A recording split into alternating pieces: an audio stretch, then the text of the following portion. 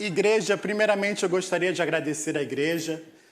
Domingo passado nós tivemos uma assembleia onde foi votada o meu chamado para servir nessa igreja. Eu gostaria de dizer que é uma honra servir com vocês. Nós somos uma igreja.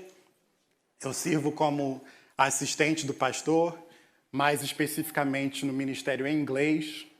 Voltamos aqui à igreja no ano de 2020, um ano que todos nós sabemos, um ano bem difícil. Chegamos aqui em novembro de 2020. Tem sido uma bênção trabalhar junto com vocês e ver o que Deus está fazendo nessa casa. Então, eu sido muito honrado pela aceitação da igreja. Estamos juntos para trabalhar junto no que Deus nos mandar. Amém? É um privilégio muito grande de abrir a palavra de Deus com vocês nessa manhã. Eu sei que como igreja, nós temos meditado nesse tópico de santidade, de pureza, em preparação à Semana Santa, em preparação à celebração daquilo que o nosso Senhor Jesus Cristo fez por nós. E no Ministério em Inglês, a gente tem, nesse tema de santidade, temos visto o livro de Apocalipse, já há 2 meses, estudando juntos e meditando sobre a mensagem do livro de Apocalipse. E gostaria de convidar a igreja para abrir as suas Bíblias no livro de Apocalipse, capítulo 11. Apocalipse, capítulo 11. E esse é um livro, muitas vezes, que as pessoas têm medo de ler. Pastores têm dificuldade de pregar, porque é um livro difícil. Mas eu gostaria de encorajar a igreja, de não ter medo. O apóstolo João, discípulo de Jesus, já no final da sua vida, depois de presenciar tudo que Jesus fez, todos os milagres, todas as pregações de Jesus, depois de ver o Espírito Santo descer com poder sobre a igreja e ver o evangelho sendo espalhado pelo mundo inteiro da época, agora João está no final da sua vida. Ele está preso, em exílio. Ele já viu todos os seus companheiros, os outros 12 discípulos, sendo presos, sendo torturados e serem mortos. Então a gente vê aqui João, no final da sua vida, tentando entender o plano de Deus para a vida dele, o plano de Deus para a igreja. Eu imagino com muitas dores, muitas questões, muitas dúvidas, que muitas vezes nós, como povo de Deus, a gente tem dúvidas, questões, medos. Às vezes a gente passa por momentos nas nossas vidas com Deus que a gente vê e sente a glória de Deus. É como se Deus estivesse tão perto da gente, ouvindo todas as nossas orações, fazendo aquilo que a gente espera que Ele faça. Mas aos crentes maduros, você sabe que também às vezes passamos por dificuldades. Momentos que a gente acha que Deus está tão longe, que as nossas orações às vezes batem no teto e voltam. Passamos por sofrimento. Vemos irmãos e irmãs sofrendo. Então seja você nesse momento passando por momentos de glória, de felicidade, de vitórias, ou seja você nessa manhã passando por uma tribulação bem difícil. Essa mensagem é para você. João, num domingo, como nós, celebrando o dia do Senhor, ele disse que ele estava no Espírito, provavelmente cantando um louvor, recebe várias visões de Jesus. E o que nós vamos ler agora e meditar nesses próximos minutos é uma das visões que João recebe. Estamos em Apocalipse, capítulo 11. E eu vou estar lendo do versículo 1 ao 14. Assim diz a palavra do Senhor. Deram-me um caniço, semelhante a uma vara de medir. E me disseram, vá e meça o templo de Deus e o altar, e conte os adoradores que lá estiverem. Exclua, porém, o pátio exterior e não o meça, pois ele foi dado aos gentios. E eles pisarão a cidade santa durante 42 meses. Darei poder às minhas 2 testemunhas, e elas profetizarão durante 1260 dias, vestidas de pano de saco. Estas são as 2 oliveiras, os 2 candelabros que permanecem diante do Senhor da terra. Se alguém quiser causar-lhes dano, da boca deles sairá fogo que devorará os seus inimigos. É assim que deve morrer qualquer pessoa que quiser causar-lhes dano. Estes homens têm poder para fechar o céu, de modo que não chova durante o tempo em que estiverem profetizando.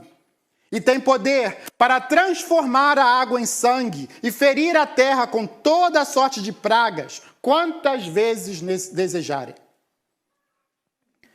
Quando eles tiverem terminado o seu testemunho, a besta que vem do abismo os atacará. E irá vencê-los e matá-los. Os seus cadáveres ficarão expostos na rua principal da grande cidade, que figuradamente é chamado Sodoma e Egito, onde também foi crucificado o seu Senhor. Durante 3 dias e meio, gente de todos os povos, tribos, línguas e nações contemplarão os seus cadáveres e não permitirão que eles sejam sepultados. Os habitantes da terra se alegrarão por causa deles. Festejarão, enviando presentes uns aos outros, pois esses 2 profetas haviam tormentado os que habitam na terra. Mas, depois de 3 dias e meio, entrou neles um sopro de vida da parte de Deus. E eles ficarão em pé, e um grande tremor tomou conta daqueles que o viram. Então eles ouviram uma forte voz dos céus que lhe disse: subam para cá. E eles subirão para os céus, numa nuvem, enquanto os seus inimigos olhavam. E naquela mesma hora, houve um forte terremoto. 1/10 da cidade ruiu. 7.000 pessoas foram mortas no terremoto, e os sobreviventes ficaram aterrorizados e deram glória ao Deus dos céus. O segundo aí passou, o terceiro aí virá em breve. Igreja, vamos orar juntos. Pai querido, Pai de amor, somos o teu povo chamado pelo teu nome. E aqui estamos na tua casa, Senhor, clamando como teus filhos, Pai. Fala ao nosso coração. Envia-nos o teu Espírito Santo, que nos dás paz, que nos dás consolo e que fala poderosamente a nossa alma. É o que nós clamamos em nome de Jesus. Amém. Igreja, é um texto difícil. É um texto estranho. Mas Deus tem uma palavra poderosa para nós, seus filhos, a sua igreja. E uma frase que se repete no livro de Apocalipse várias vezes é: aquele que tem ouvidos, ouça o que Deus está falando à igreja. Então eu encorajo a você, nesse momento, abrir os seus ouvidos espirituais, porque Deus está falando à sua igreja.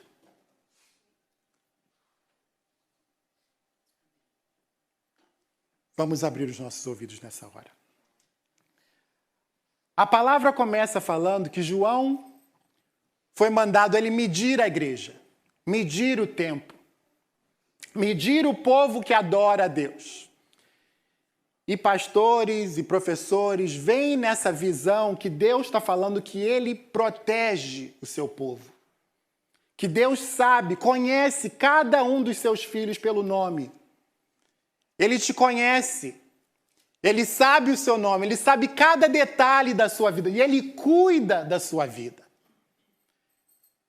Sei que no mundo a gente passa por aflições. Tem coisas que acontecem que a gente não entende. Mas a igreja tem que ter essa confiança que o nosso Deus cuida de nós. Ele faz como se fosse uma barreira de proteção em volta daqueles que são seus. E os filhos de Deus são aqueles que o adoram, que louvam o teu nome. Então a passagem começa com Deus falando a João, protege o meu povo. Mas ele diz, nem todo mundo é meu povo. Tem uns que estão do lado de fora, que não adoram o meu nome, que não fazem parte do meu povo. E ele fala que existe uma guerra entre o povo de Deus e aqueles que não são de Deus. Então ele prepara essa visão, nos relembrando que nós somos povo de Deus, protegido pelo nosso Pai, que cuida de nós, que nos conhece, que sabe cada detalhe da nossa vida. Mas existe um povo que não é povo de Deus e que está em guerra contra Deus e contra nós. Mas depois disso, ele leva João a ter uma visão de duas testemunhas. E essas figuras no livro de Apocalipse são bem famosas. Existem várias interpretações do que representam essas duas testemunhas. Eu, nesse ano, estou completando 23 anos de América. E eu lembro que quando eu cheguei aqui nesse país, foi um ano que marcou esse país e marcou o mundo. Foi o ano do atentado das torres em Nova York. E eu lembro claramente, quando aquilo aconteceu, na televisão tiveram vários pastores e profetas falando que as duas torres representavam as duas testemunhas do Apocalipse. E deram vários motivos por que eles interpretavam a Bíblia dessa forma. Irmãos, tomem cuidado no que você ouve na televisão, na internet, porque tem muita gente que tem boas intenções, mas não sabe interpretar a palavra de Deus. Como que a gente aplica, como que a gente entende a palavra de Deus, especificamente passagens que são tão difíceis? E o que nós aprendemos é que para interpretar a Bíblia, você tem que ler a Bíblia no seu contexto bíblico. A Bíblia interpreta a própria Bíblia. Então a gente não precisa ficar adivinhando quem são duas testemunhas, o que as duas testemunhas querem significar, porque a Bíblia fala de duas testemunhas. Qual é o contexto bíblico? Tanto no Velho Testamento quanto no Novo Testamento, Deus ensina ao seu povo que qualquer acusação, qualquer palavra tem e deve ser confirmada por pelo menos duas testemunhas para ser válida em uma corte. Jesus, em Mateus capítulo 18, está ensinando à sua igreja que ele se importa com a pureza do seu povo. Deus olha para a sua igreja e fala, sejam santos como eu sou santo.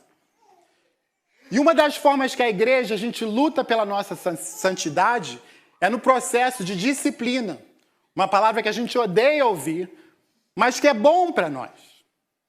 E o que Jesus ensina aos seus discípulos é o seguinte, irmãos, quando você vê um irmão que está andando em pecado, que caiu em tentação, para defender a pureza da igreja, sabe o que você faz? Não é correr e falar para o pastor, não é fofocar para todos os seus amigos. Você, quando vê um irmão que está em necessidade, que caiu em tentação, você vai e fala com o irmão. Vai em amor, vai em humildade, mas vai e tenta resgatar o seu irmão de volta. E ele fala, se o seu irmão ouvir, você ganhou mais uma família.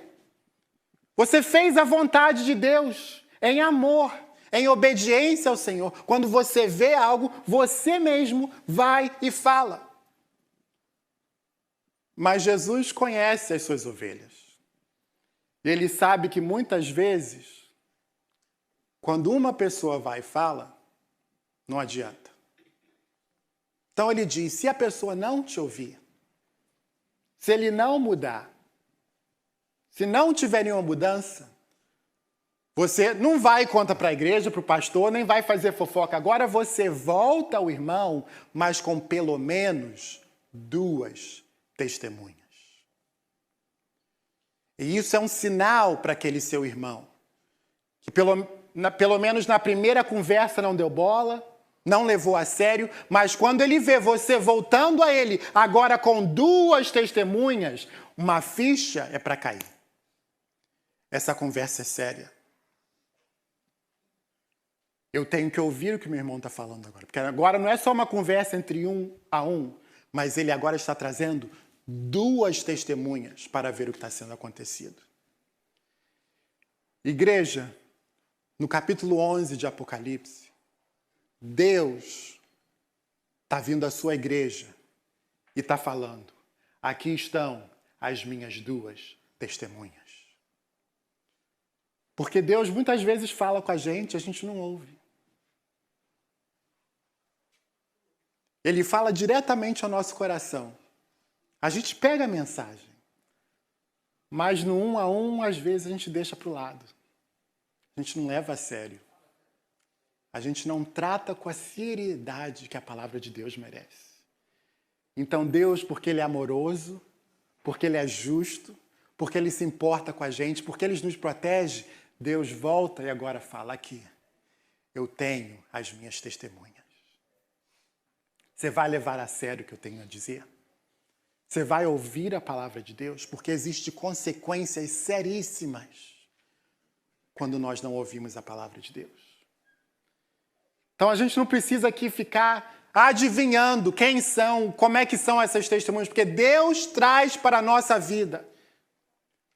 Ele fala conosco não somente individualmente, mas Ele traz testemunhas para nos levarmos de volta ao caminho dele, para nós tratarmos a nossa santificação, a nossa pureza seriamente.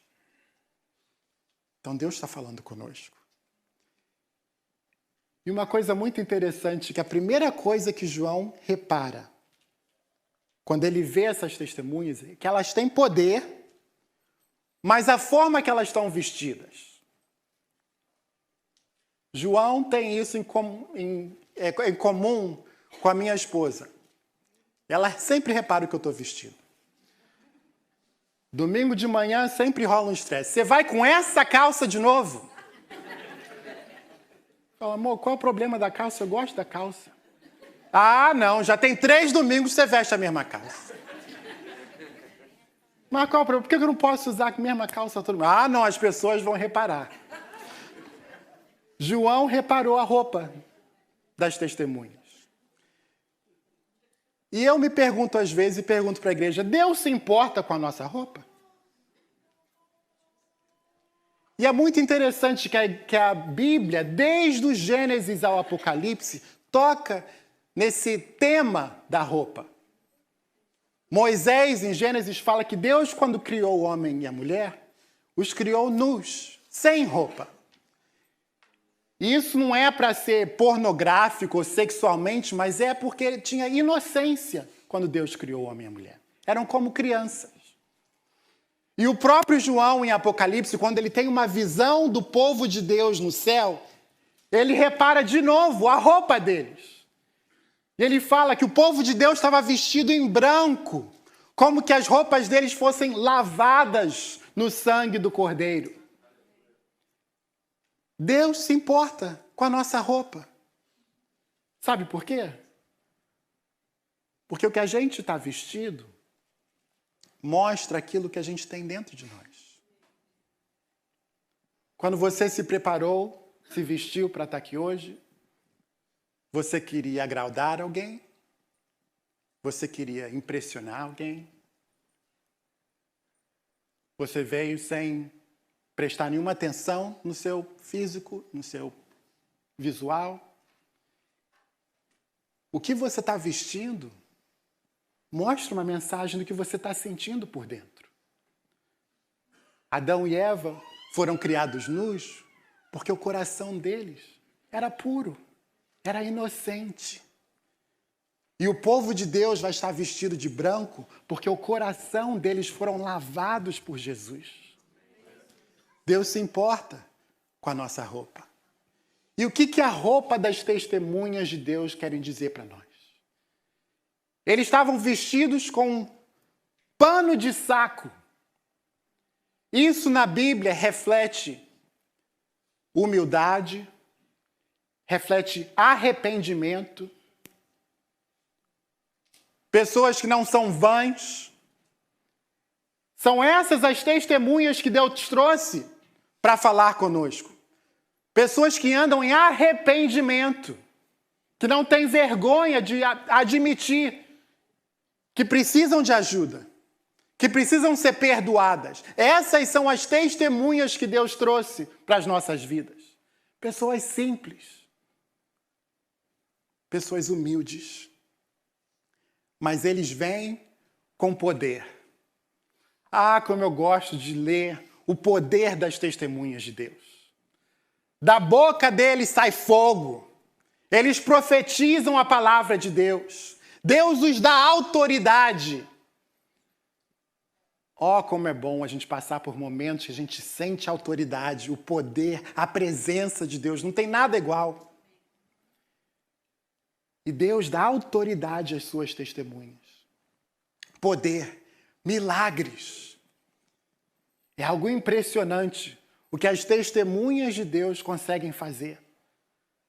Falando das maravilhas de Deus, do poder de Deus, da grandeza de Deus, que Ele é real, que Ele é vivo, que Ele existe.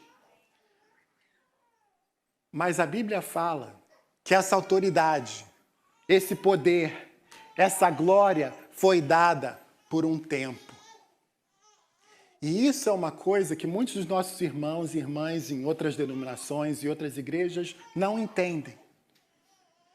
Que existem momentos de glória, existem momentos de poder, existem momentos de estar na presença de Deus como se a gente já estivesse no céu.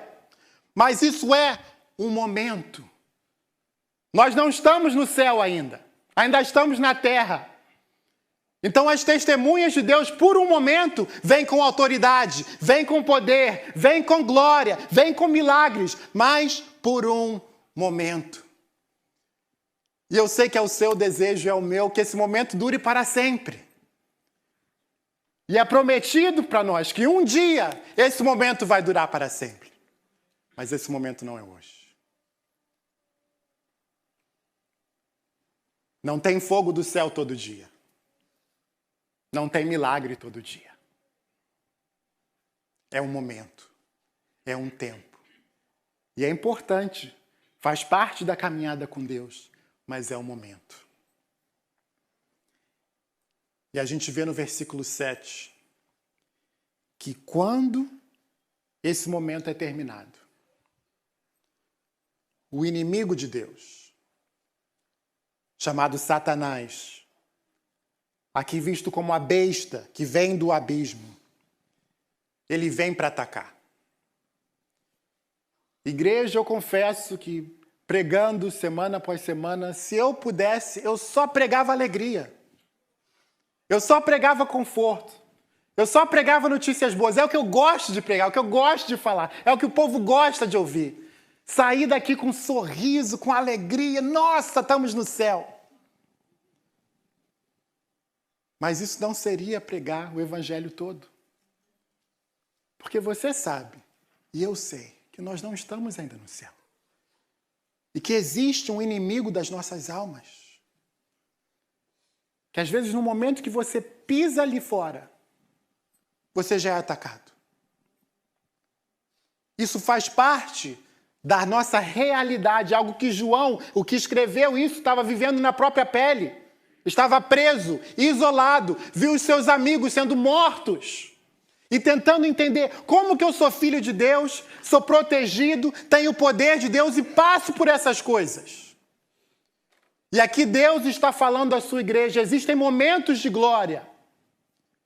Existem momentos de ataque. E você viu como ele passa tempo descrevendo o tipo de ataque. E é difícil de ler, difícil de entender. Que Satanás vem e luta contra as testemunhas, os vence, os mata. E não somente isso, mas deixa os seus corpos sendo expostos na rua, em humilhação. Deus, o que é isso?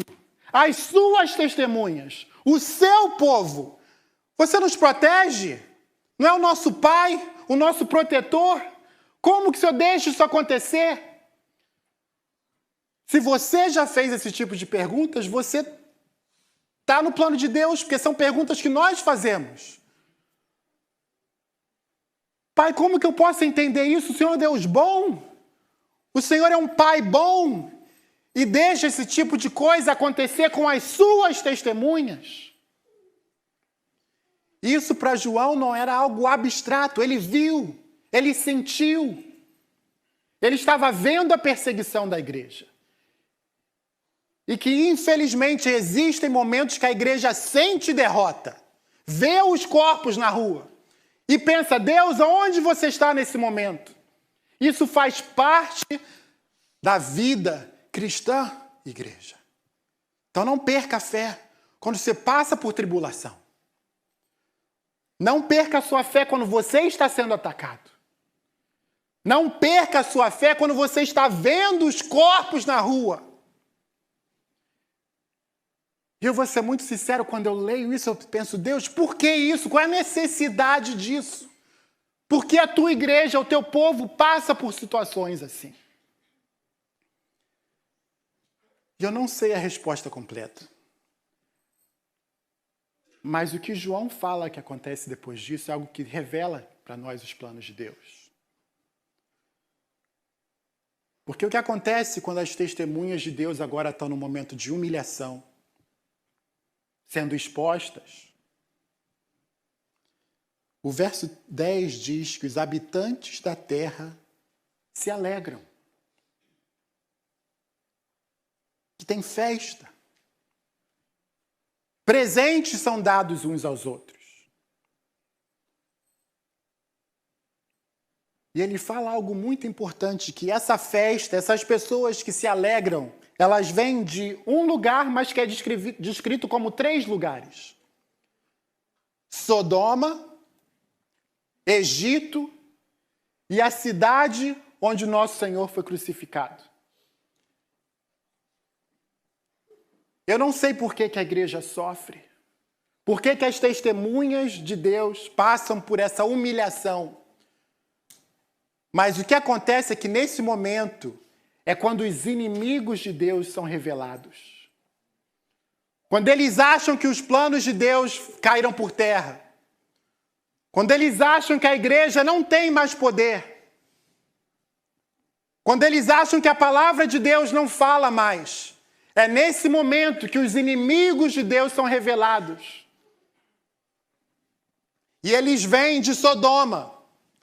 Sodoma era a cidade que não tinha ordem, não tinha lei, era bagunça, era imoralidade.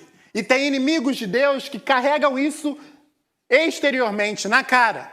Vivem de forma completamente contra Deus. Os inimigos de Deus, alguns vêm de Sodoma. Outros vêm do Egito. No Egito tinha ordem. No Egito tinha Faraó. Egito tinha regras. Egito tinha religião. Mas era uma religião contra Deus. Existem inimigos de Deus que não querem bagunça, querem ordem. Que querem religião, mas não querem Jesus.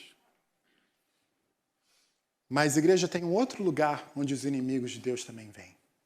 E João não fala nem o nome da cidade, só diz qual cidade que era. A cidade onde Jesus foi crucificado.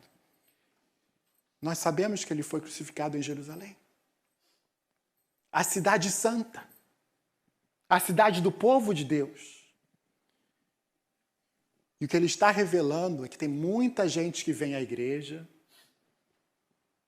que se torna membro, que por fora parece ser filho de Deus, mas que no momento de dificuldade, que no momento de perseguição, que no momento da humilhação, foge. Que até em Jerusalém vai ter gente se alegrando na morte das testemunhas. É algo para abrir os nossos olhos. Os nossos olhos espirituais, que Deus está falando com a sua igreja. Que vão ter momentos de glória, vão ter momentos de paz e de alegria, mas que momentos de dificuldade virão, de perseguição, de humilhação. E é aí que vai ser revelado quem realmente são os filhos de Deus e quem que só queria festa, queria falsa religião, ou que só estava fingindo ser crente. É uma mensagem difícil de ouvir.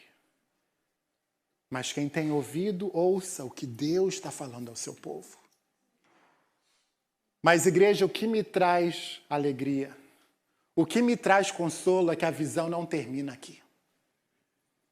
Que mesmo quando o choro dura uma noite, a alegria vem pela manhã. Como nessa semana vamos ter um culto aqui na sexta-feira, que é um culto difícil de participar, que somos lembrados como nosso Senhor Jesus Cristo sofreu, foi humilhado, mas sabendo que o domingo de ressurreição vem. Irmão, quando você estiver passando pela tribulação, sentindo as dores, sendo humilhado, aquilo que segura a sua fé é acreditando que o domingo de ressurreição vem. Amém. E essas testemunhas que foram humilhadas, que os corpos ficaram na rua por 3 dias, João fala que vem um sopro de Deus, o Espírito Santo de Deus desce sobre aqueles corpos, eles voltam à vida. E o interessante é que isso acontece quando os seus inimigos estavam olhando. Na presença dos inimigos é quando Deus exalta as suas testemunhas.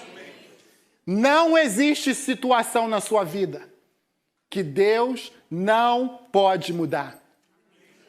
Pode estar morto por 3 dias, mas o Espírito de Deus pode soprar na sua vida. E o que ele diz é que aquelas testemunhas que estavam humilhadas, jogadas, agora voltam à vida e são exaltadas aos céus. É como Deus revelando, eu protejo aqueles que são meus. Eu não largo os meus filhos. Eles podem passar por momentos de tribulação, mas no 3º dia, eles vão ser exaltados.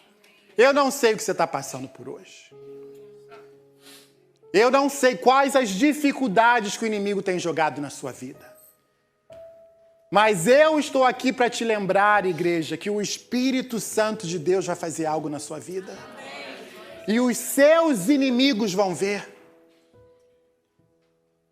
Deus tem trazido testemunhas que às vezes a gente não ouve a palavra. Às vezes a gente ignora. Mas Deus não te larga. Você é filho. Você é filha. Deus tem um plano para a sua vida. E se você não ouviu pela primeira vez, ele vem pela segunda, e pela terceira, e pela 4ª vez. Ele não larga você. Você vai passar por momentos de glória, por momentos de milagres, por momentos de intimidade na presença de Deus. Mas o povo de Deus passa por dificuldades. O povo de Deus sente dor. O povo de Deus às vezes é humilhado. O povo de Deus às vezes é visto como fracasso, como mortos.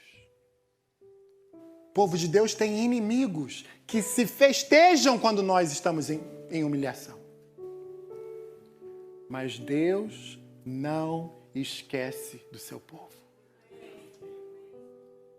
O choro pode durar por uma longa noite. Uma noite que parece que nunca vai terminar. Mas nós acreditamos que a alegria vem pela manhã. Como que a gente sente alegria? Como que a gente tem certeza que nós somos povo de Deus?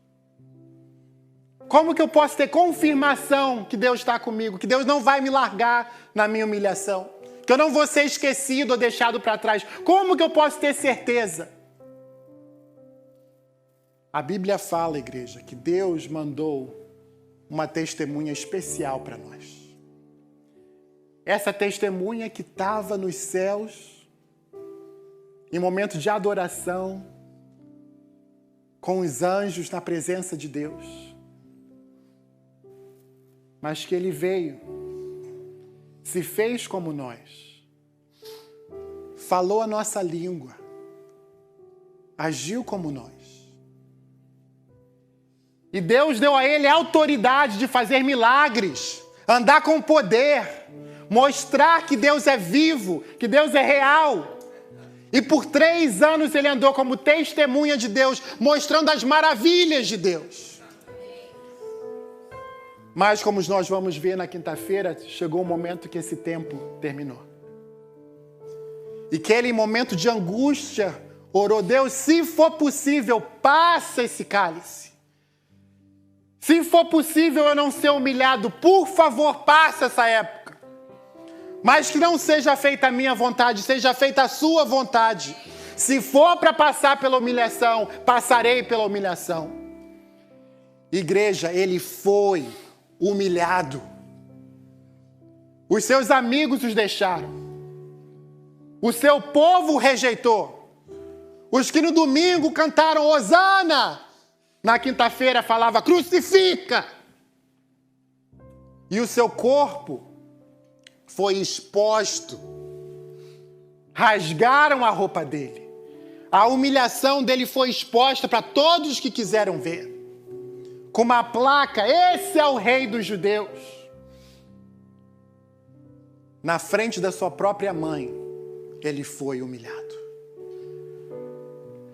E no momento que eles achavam que tudo tinha sido perdido, que não tinha mais esperança, no terceiro dia, ele ressurgiu. Em poder, em vitória. Como que você pode sair hoje tendo certeza que você é povo de Deus? É receber a grande testemunha de Deus na sua vida. É aceitar o testemunho de Jesus Cristo. É confiar na palavra da testemunha de Deus, que veio porque a gente não ouve. Veio para confirmar a palavra de Deus, que Deus não esqueceu de você, que Deus vê a sua dor, sabe quando você está passando por tribulação, e que um dia Ele promete que toda lágrima vai ser enxugada, que toda dor vai ser deixada para trás, e que para sempre nós vamos viver na presença de Deus. Esse dia virá. A visão termina que quando Deus exalta sua testemunha, é um momento tão poderoso, é algo que sacode com o mundo inteiro, existe um terremoto na terra, e que toda língua glorifica a Deus. Quando Jesus entrou em Jerusalém, que o povo estava brincando com as palmas e falando glória ao Senhor, os líderes religiosos não gostaram daquilo. E mandaram Jesus, cala esse povo, manda eles pararem. E Jesus falou: isso não pode ser parado. Se as pessoas pararem de falar, até as pedras vão clamar. Porque a glória de Deus é algo tão poderoso que não pode ser parado. Naquele último dia, os anjos, os demônios, o povo de Deus, todo mundo vai adorar a Deus. Não vai poder ser parado. Mas se você esperar aquele dia para adorar a Deus, vai estar muito tarde. Aquele não é o dia de salvação, aquele é o dia de julgamento. Hoje é o dia de salvação. Aqueles que clamam o nome de Jesus, hoje que serão salvos. Aqueles que aceitam a testemunha, hoje são salvos. Então não espere aquele dia. Não espere aquele dia. Vai ter um dia que todos nós vamos estar adorando. Inclusive os inimigos de Deus. Mas hoje é o dia para os adoradores de verdade, em espírito e em verdade, adorarem a Deus. Igreja, se levanta comigo.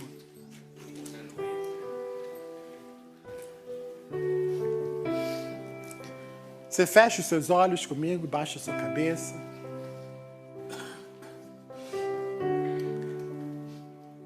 Aquele que tem ouvidos, ouça, porque o Espírito está falando à sua igreja. E ele fala uma vez, 2 vezes, 3 vezes, ele vem com testemunhas, porque ele te ama. E ele fala ao seu coração.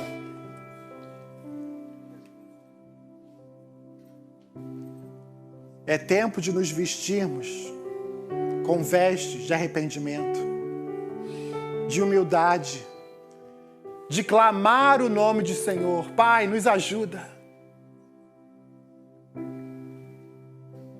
Perdoa os nossos pecados, Senhor. Cura as nossas feridas, ó Pai. Fala ao nosso coração. Nós somos o teu povo, Senhor, chamados pelo teu nome. Ao termos um momento de adoração, o altar vai estar aberto. Aqueles que nessa manhã ouviram a palavra de Jesus e querem nessa manhã tomar um passo de fé. Fala: Deus, eu confio em Ti. Eu posso não entender o que eu estou passando na minha vida, mas eu confio em Ti, Senhor. Eu aceito a Sua testemunha, Jesus Cristo, Senhor, o Teu Filho Santo. Ao cantarmos essa música, o altar vai estar aberto. E eu encorajo você, meu irmão, minha irmã, para vir aqui nesse momento. E vai ser meu privilégio orar com você nessa manhã. O altar estará aberto.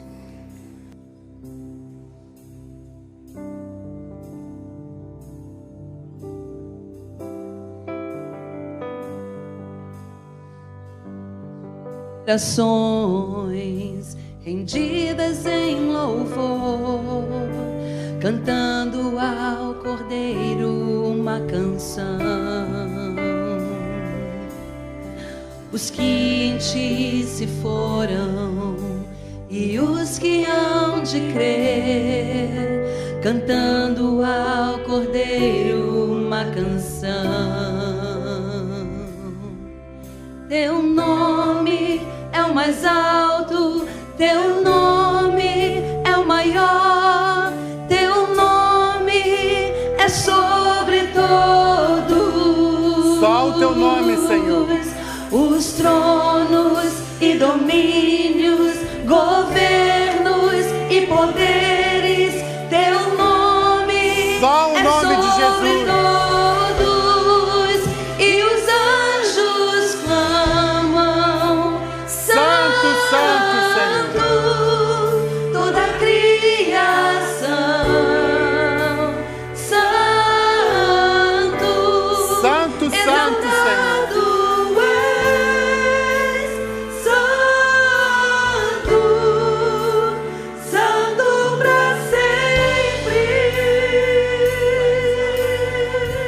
Santo, Senhor.